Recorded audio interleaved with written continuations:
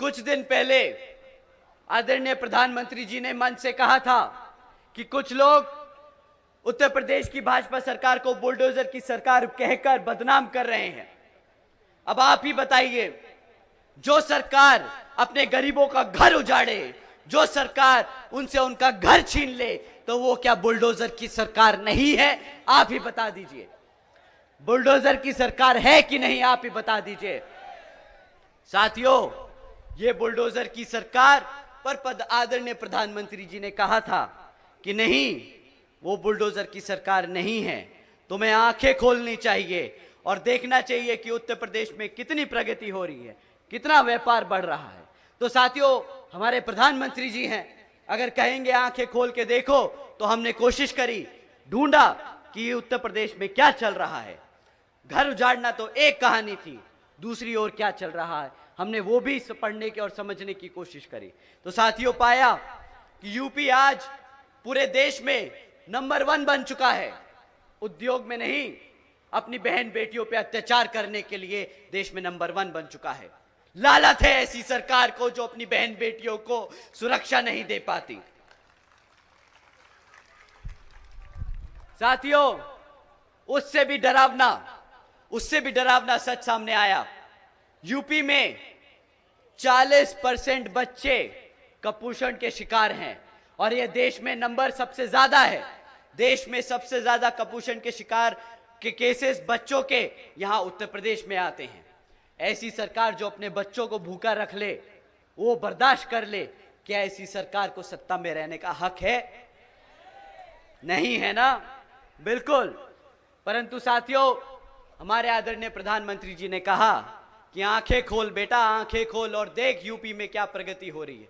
तो हमने फिर देखा कि भाई कुछ रह गया हो, तो पता चला नेशनल क्राइम ब्यूरो का डेटा कहता है कि उत्तर प्रदेश में 16,500 से ज्यादा किडनैपिंग के केस दर्ज किए गए।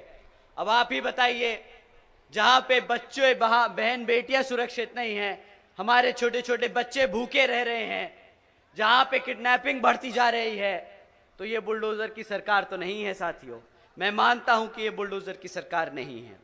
साथियों, जो ये सरकार है, जो ये बुलडोजर की सरकार नहीं, ये गद्दारों की सरकार है, गद्दारों की सरकार है। साथियों, जो सरकार अपने युवाओं को, जो अपने बच्चों को भूखा रखे, जो सरकार अपनी बहन बेटियों को, जो बहन बेटियों पे अत्याचार होने दे, जो अपने युवा साथियों को, युवाओं बच्चों को बेरोजगार रखे, जो अपने बड़े बुजुर्गों को फ्री राशन के नाम पर यहां की जनता को गुलाम बनाकर रखे, ऐसी सरकार को आप जानते हैं क्या कहना चाहिए? ऐसा शासनकाल पता है कहां होता है? जहां बच्चे भूखे रहें, जहां बहन बेटियों पे अत्याचार हो, जहां युवा बेरोजगार हो, जहां जनता फ्री राशन के नाम पे गुलाम बना दी जाए। ऐसी सरकार आतंकवादियों की सरकार होती है। ऐसी सरकार तालिबान अफगानिस्तान में चलाता है।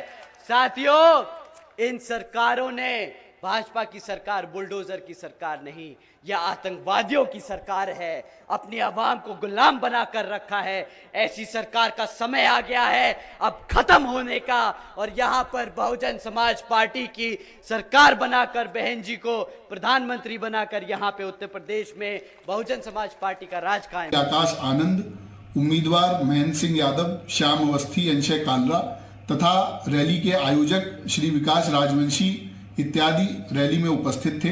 रैली में वक्ता के द्वारा आम जनमानस में हिंसा भड़काने की कोशिश करते हुए, असंसदीय भाषा का प्रयोग करते हुए वक्तव्य किया गया, जिसके आधार पर आचार संहिता के उल्लंघन का एक मामला पंजीकृत किया गया है।